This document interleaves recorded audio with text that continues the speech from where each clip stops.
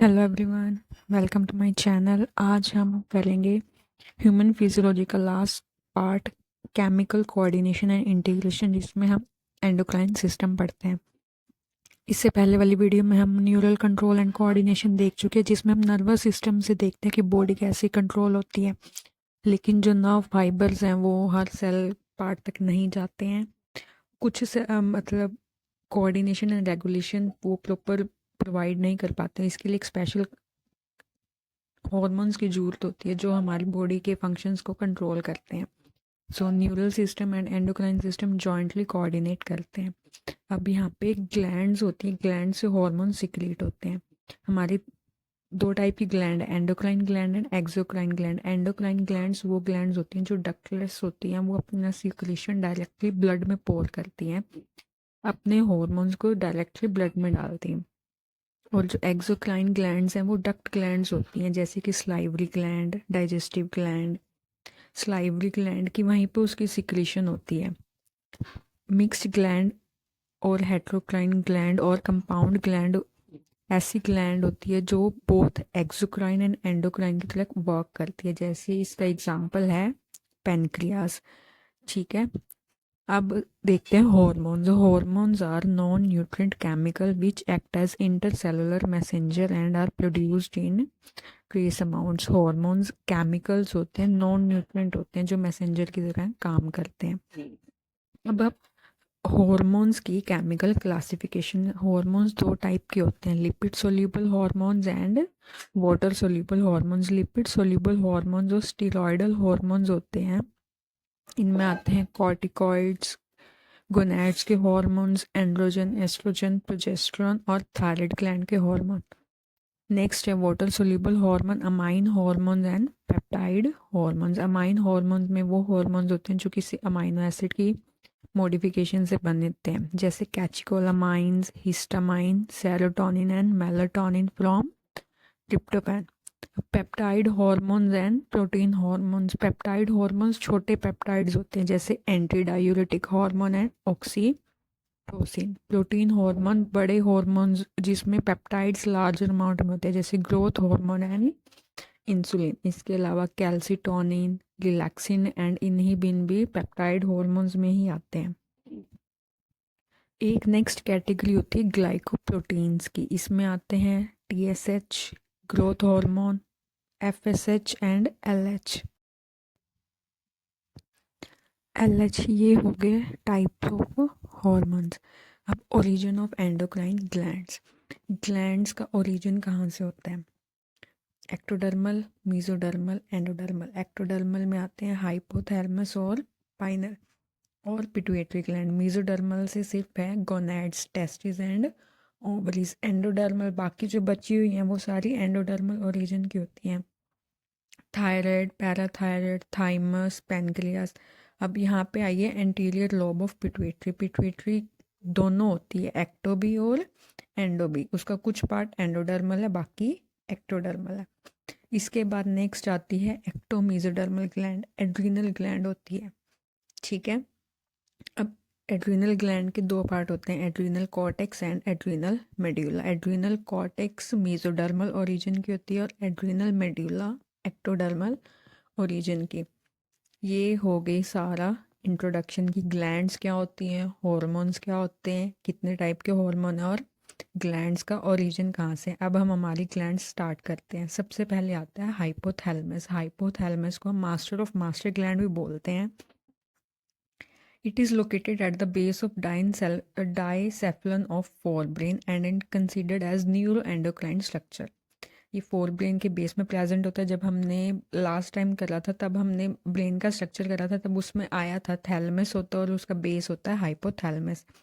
ये neuro endocrine structure होता है। इसको कम्प्लीटली एंडोक्राइन नहीं बोलते हैं, इसलिए इसके जो सिक्रेशन है उसको भी न्यूरो हार्मोन बोला जाता है। यहाँ पे हॉर्मोन्स ओरिजिनेट होते हैं और फिर पास होके वो पिट्यूटरी ग्लैंड में जाते हैं। ठीक है, इसलिए इसको न्यूरो हार्मोन बोला जाता है। अब ये हॉर्मोन्स है पिट्यूटरी ग्लैंड के, ये दो टाइप से जाते हैं, एक पोर्टल सिस्टम, एक डायरेक्ट। हाइपोथैलेमस अपने लिए सिर्फ 2 टाइप के हार्मोन प्रोड्यूस करता है, releasing hormone and inhibiting hormones. जो पिट्यूटरी के हार्मोन्स होते हैं उनके रिलीजिंग हार्मोन्स और उन्हीं के ही इनहिबिटिंग हार्मोन्स। रिलीजिंग हार्मोन में आता है, ठीक है, thyroid releasing hormone, growth hormone releasing hormone, corticoid releasing hormone, gonadotropic releasing hormone, prolactin releasing hormone, melanocyte stimulating hormone releasing hormone. और इनहिबिटिंग में आता है ग्रोथ हार्मोन इनहिबिटिंग हार्मोन, इसको हम बोलते हैं सोमैटोस्टैटिन, और प्रोलैक्टिन इनहिबिटिंग हार्मोन जिसको हम बोलते हैं डोपामिन, और मेलानोसाइट का इनहिबिटिंग हार्मोन। अब ये आ गया स्ट्रक्चर, इसमें सभी ग्लैंड्स हैं। हाइपोथैलेमस से ही जॉइंट होती है पिट्यूटरी। उसके बाद नेक्स्ट ग्लैंड होती है पाइनल ग्लैंड, जो इस रीजन में पाई जाती है। अब हम नीचे जाते हैं तो नीचे नेक और इस एरिया में आता है थायराइड एंड पैराथायराइड, और यहाँ पे आता है थाइमस ग्लैंड। उसके बाद नीचे जाते हैं डाइजेशन वाले पार्ट जहाँ पे इंटेस्टाइन वगैरह होते हैं, यहाँ पे आता है पैनक्रियाज, और किडनी के ऊपर होते हैं एड्रिनल। फिर होते हैं gonads, ovary in female and testis in male. अब आते हैं pituitary gland. Pituitary gland smallest gland होती है, मास्टर ग्लैंड होती है। ये स्फिनॉइड बोन के एक कैविटी होती है सेला टर्सिका, उसमें प्रेजेंट होती है, ठीक है, और हाइपोथैलेमस से जुड़ी होती है।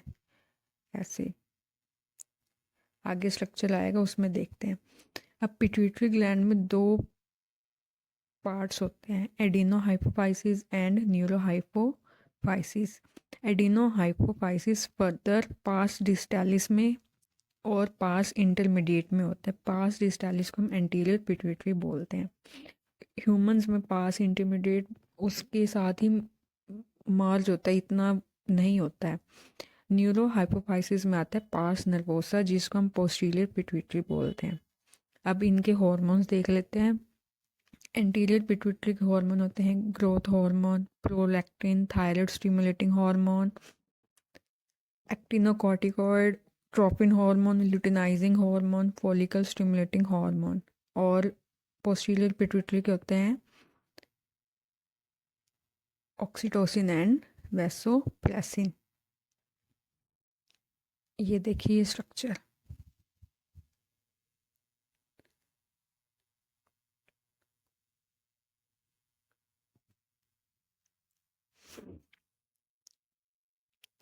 ये हाइपोथैलेमस है, यहाँ पे ये न्यूरॉन्स प्रेजेंट होते हैं, ठीक है, यहाँ से ये रिलीज हो गए।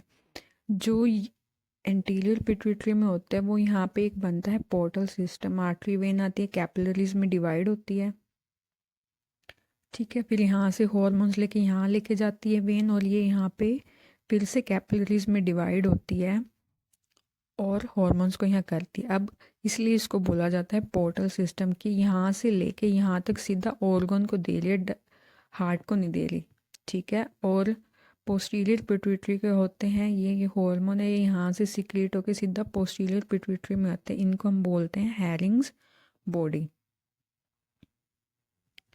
ठीक है। यहाँ से सीधा पोस्टीरियर पिट्यूटरी में आते हैं। अब एक एक हार्मोन को हम देखते हैं। ग्रोथ हार्मोन से ओवरऑल ग्रोथ होती है टिश्यू एंड ऑर्गन की। जब ग्रोथ हार्मोन की ओवर सिक्रीशन हो जाती है तो उससे होती है एबनॉर्मल ग्रोथ ऑफ बॉडी, जिसको हम गाइकेनेटिज्म या मतलब लार्ज बॉडी हो जाती है, गिगेंटिज्म भी बोलते हैं। जब ग्रोथ हार्मोन की डेफिशिएंसी हो जाती है, लो सिक्रीशन होता है, तो उसकी वजह से ड्वार्फिज्म होता है, इसको हम बोलते हैं पिट्यूटरी ड्वार्फिज्म। ये ड्वार्फिज्म होता है लेकिन इनका ब्रेन और बॉडी प्रॉपरली वर्क करते हैं। नेक्स्ट है prolactin growth of mammary gland and formation of milk को रेगुलेट करता है। नेक्स्ट है TSH, it stimulate synthesis and secretion of thyroid hormone from gland, ठीक है। नेक्स्ट है adrenocorticotropic hormone, it stimulates the synthesis and secretion of glucocorticoids from adrenal cortex. LH luteinizing hormone synthesize and secretion of androgen from testes in male, और females में ये ovulation को induce करता है। Next आता है फॉलिकल स्टिमुलेटिंग हार्मोन, मेल्स में spermatogenesis को रेगुलेट करता है एंड फीमेल्स में ओवेरियन फॉलिकुलर की डेवलपमेंट को।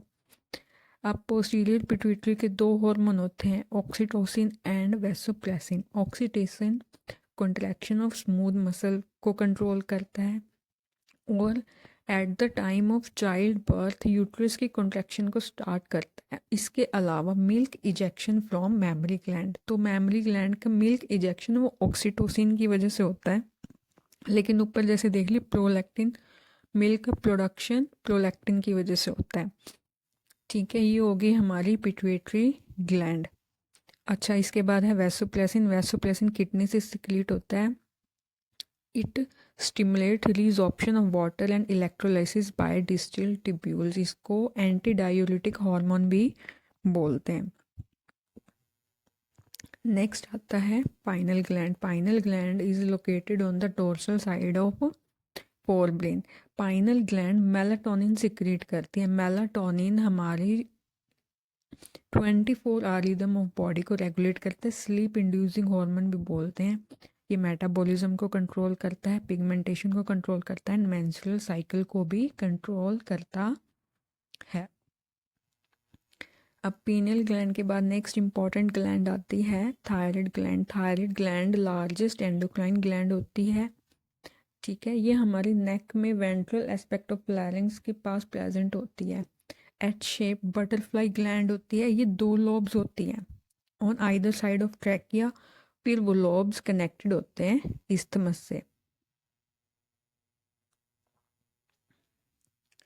ठीक है, थायराइड ग्लैंड में 2 टाइप के सेल होते हैं, thyroid follicles and parafollicular cell. Thyroid follicles में फॉलिकुलर सेल्स होते हैं जो iodised hormones T3 and T4 को सिक्रीट करते हैं, and parafollicular cells non iodized hormone calcitonin को सिक्रीट करते हैं।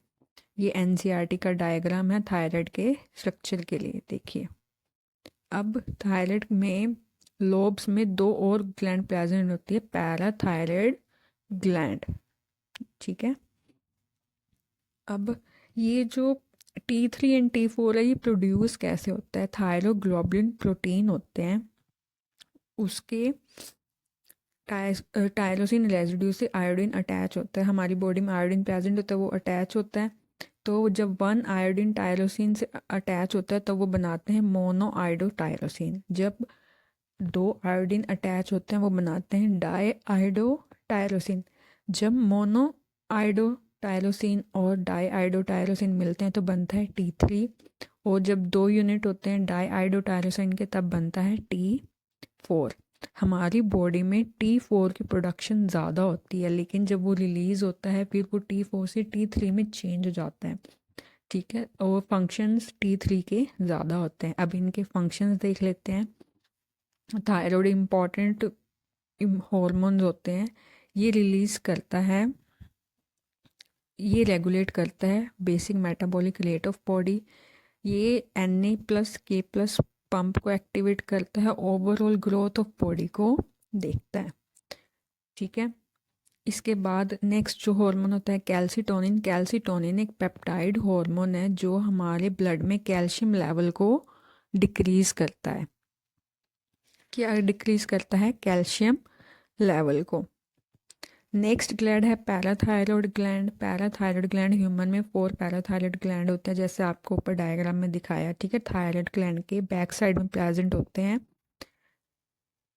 1 pair each in 2 lobes. They secrete parathyroid hormone. कौन सा हार्मोन सिक्रेट करते हैं? Parathyroid hormone. ये भी कैल्शियम आयंस के लेवल को रेगुलेट करते हैं। जो पैराथायरॉयड हार्मोन होता है वो ब्लड में कैल्शियम लेवल को बढ़ाता है। ठीक है, जो कैल्सिटोनिन था वो कम करता है। ठीक है, अभी बढ़ाता कैसे है? By demineralization of bones. जब तो वहाँ से वो बोन्स को लेके आता है जब उसको जरूरत लगती है। ठीक है, या फिर reabsorption from renal tubules and reabsorption from digested food, इसलिए इसको हाइपर कैल्सेमिक हार्मोन भी बोलते हैं। ये ब्लड में कैल्शियम को बढ़ाता है, कैल्सिटोनिन कम करते हैं, तो ये दोनों मिलके ब्लड में कैल्शियम लेवल को मेंटेन करते हैं। नेक्स्ट है थाइमस ग्लैंड। थाइमस ग्लैंड एक लोबुलर स्ट्रक्चर होता है, dorsal side of heart and aorta present होता है। ये रिलीज करता है थाइमोसिन हार्मोन।